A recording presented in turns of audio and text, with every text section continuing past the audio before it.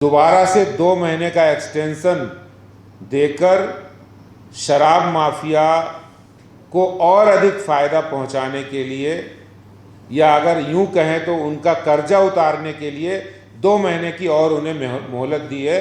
और 2 महीने वो ये दिल्ली में और ज़्यादा भ्रष्टाचार करेंगे और ज़्यादा शराब बेचने का काम करेंगे। इसके साथ ही साथ आज मैं एक बहुत ही महत्वपूर्ण डॉक्यूमेंट्स आपको दिखाना चाहता हूँ। ये कैबिनेट नोट है जो 31 जुलाई को लेफ्टिनेंट गवर्नर के ऑफिस भेजा गया, और इस कैबिनेट नोट के माध्यम से मैं आपको कुछ जानकारियां मैं आपको देना चाहता हूं। दिल्ली के उप मुख्यमंत्री मनीष सिसोदिया जी बड़े जोर जोर से चिल्ला कर कह रहे थे कि नई एक्साइज पॉलिसी से पहले के मुकाबले 3,000 करोड़ का राजस्व बढ़ा है। 30 जुलाई को इन्होंने प्रेस कॉन्फ्रेंस किया था बाकायदा, और कह रहे थे कि 3,000 करोड़ का राजस्व शराब की बिक्री से बढ़ा है। ये नई एक्साइज पॉलिसी से दिल्ली सरकार को फायदा हुआ है। दिल्ली के खजाने में 3,000 करोड़ रुपए ज़्यादा हुए। लेकिन इन्हीं की सरकार का ये कैबिनेट नोट है 31 जुलाई का, और वो सच्चाई सामने आ रही है। इसमें इस कैबिनेट नोट में साफ लिखा है, दिल्ली सरकार ने 2019-20 में जो रेवेन्यू का अनुमान 8,911 करोड़ रुपए लगाया था, लेकिन 2019-20 में वास्तविकता में 7,039 करोड़ ही रेवेन्यू मिल पाया। और नई आबकारी नीति आने के बाद लगाया था कि ये 3,000 करोड़ रुपए का इन्होंने जो कहा, लेकिन वास्तव में ये गिरकर 6,720 करोड़ रह गया, जो कि 37% जो इन्होंने एस्टीमेट किया था उसमें 37% की भारी कमी। ये रेवेन्यू लॉस, ये देखिए कैबिनेट नोट है, इसमें बाकायदा लिखा है, reverse license fees for the purpose of tender arrived at by adding escalation of 10% to the aggregate average revenue in normal year 2019-20 was rupees 7,039 crore, against which is the successful bidders quoted a total tendered license fees of rupees 8,900 crore. इसमें साफ लिखा था total revenue realization for the year 2021-22 was 6,720 crore. Excise revenue इसकी detail दिया है, आप the current physical of 1,485 crore was realized, which is 37.51% below the budget estimate for the current fiscal 2022-23। यानी हर बात झूठ। आप दिल्ली के उप मुख्यमंत्री हैं, 30 जुलाई को प्रेस कॉन्फ्रेंस करते हैं मनीष सिसोदिया, कह रहे 3,000 करोड़ रुपए का रेवेन्यू फायदा हुआ है। और ये किसका है, ये कैबिनेट नोट किसका है? ये दिल्ली सरकार का है, government of national capital territory of Delhi. ये दिल्ली सरकार का ही कैबिनेट नोट है जो एलजी साहब को भेज रहे हैं। यानी जनता को, प्रेस को आप झूठ बता रहे, गुमराह कर रहे हैं। ये सच्चाई सामने आ चुकी है कि कितनी झूठी सरकार है ये, कि अपनी बात को कहने के लिए झूठ बोल देते हैं, और कोई मामूली व्यक्ति झूठ नहीं बोल रहा है। अगर ये कहें आम आदमी पार्टी का प्रवक्ता झूठ बोल रहा है, वो भी नहीं बोलना चाहिए, लेकिन ये दिल्ली के उप मुख्यमंत्री झूठ बोल रहे हैं।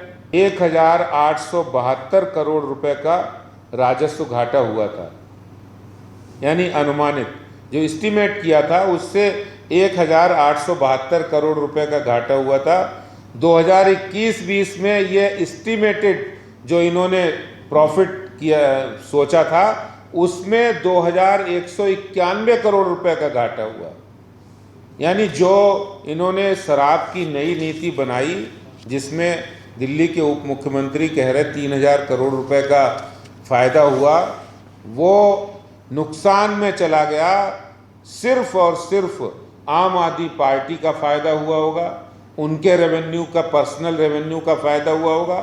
दिल्ली की जनता का कोई भला नहीं हुआ, दिल्ली के खजाने में कोई पैसे की बढ़ोतरी नहीं हुई। इनकी इस खराब शराब पॉलिसी के कारण से 14 जो होलसेल व्यापारी थे, 4 ने तो हाथ ही खड़े कर दिए थे और अपना लाइसेंस ही उन्होंने दिल्ली सरकार को लौटा दिया था। ये वास्तव में ये वो दावा है। और इस कैबिनेट नोट में ये भी साफ लिखा है, एक आश्चर्यजनक बात है, जो बड़े घाटे, बड़े षड्यंत्र और बड़ा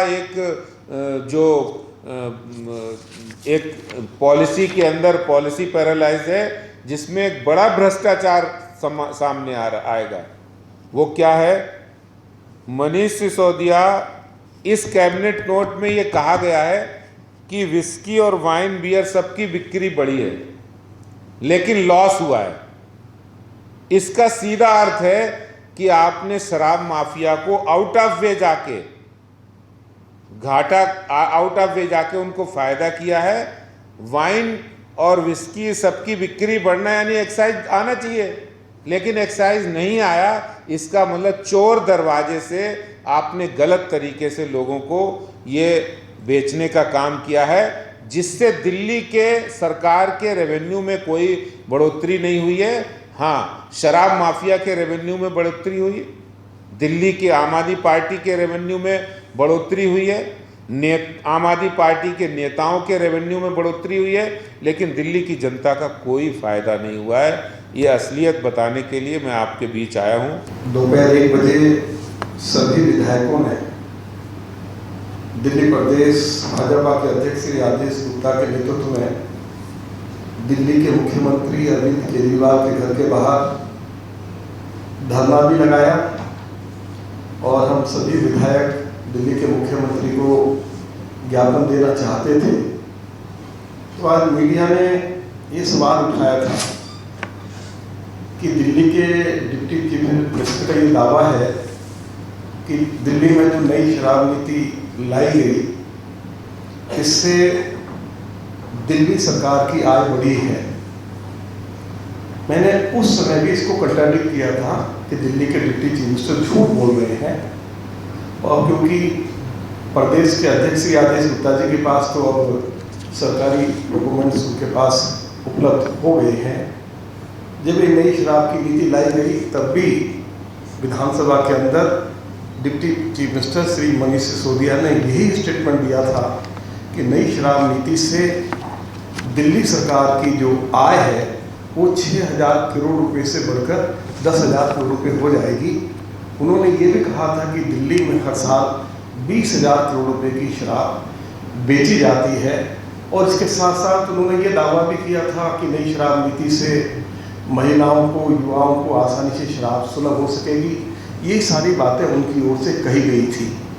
तो मैं ये कह सकता हूँ कि पिछले 5 सालों में दिल्ली में जो पुरानी शराब की नीति थी, उसके तहत जो शराब बेची जाती थी और हर साल जो आय होती थी, इस नई शराब नीति के लागू होने के बाद यदि आप पिछले 5 साल का रिकॉर्ड आप दिल्ली सरकार से मांगोगे, तो पिछले 5 सालों में सबसे कम आय इस नई शराब नीति के लागू होने के बाद हुई है। शराब की बिक्री ज़्यादा हुई है, आय घट गई है। तो ये अपने आप में एक बड़ा भारी स्कैंडल है। इसकी जांच भी अब सीबीआई करेगी। दूध का दूध, पानी का पानी हो जाएगा। जब ये शराब नीति लागू की थी, हमने तब भी कहा था कि इस शराब नीति को वापस ले लीजिए, इसमें हजारों करोड़ रुपए का घोटाला हुआ है। लेकिन उस समय दिल्ली की सरकार ने हमारी बात को मानना उचित नहीं समझा। अब सारी बातें आप लोगों के सामने आ रही हैं। मैं इतना ही कहना चाहता था। बहुत बहुत धन्यवाद।